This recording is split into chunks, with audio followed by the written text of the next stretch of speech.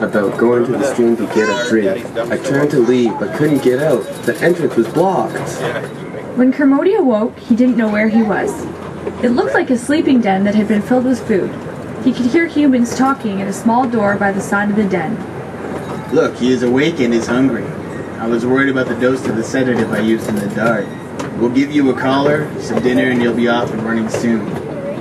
I ate my fill of the great food that was left for me. The collar that they gave me was really annoying, and I tried to paw it off my neck with no success. By sunset, I was ready for a sleep and nodded off. In the middle of the night, I was woken by the howling of my brother Coyote.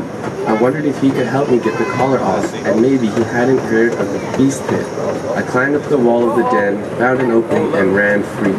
The next morning, the conservation officer arrived to the enclosure to find the spirit bear was gone. Bad news. The bear is gone. Must have climbed over the wire enclosure wall. That enclosure was not really designed to hold the bear. His collar is telling us he's heading back towards the dump. We shouldn't have too much trouble tracking him down. Wait a minute. The radio signal has stopped working. I think the collar has come off. Finally, I was able to get the annoying collar off and enjoy my lunch. Stopping by the stream, I feasted on salmon and had a drink before heading to the feast pit. There he is, at the dump. We'll bring him here at the bear sanctuary this time. When he awoke, he was in a huge clearing with many other black bears. There was plenty of food for all of them, enough to fatten them up for the winter. On the hill, there were many dens filled with cedar boughs to keep them safe and warm through the long winter. He made a lot of new friends, making a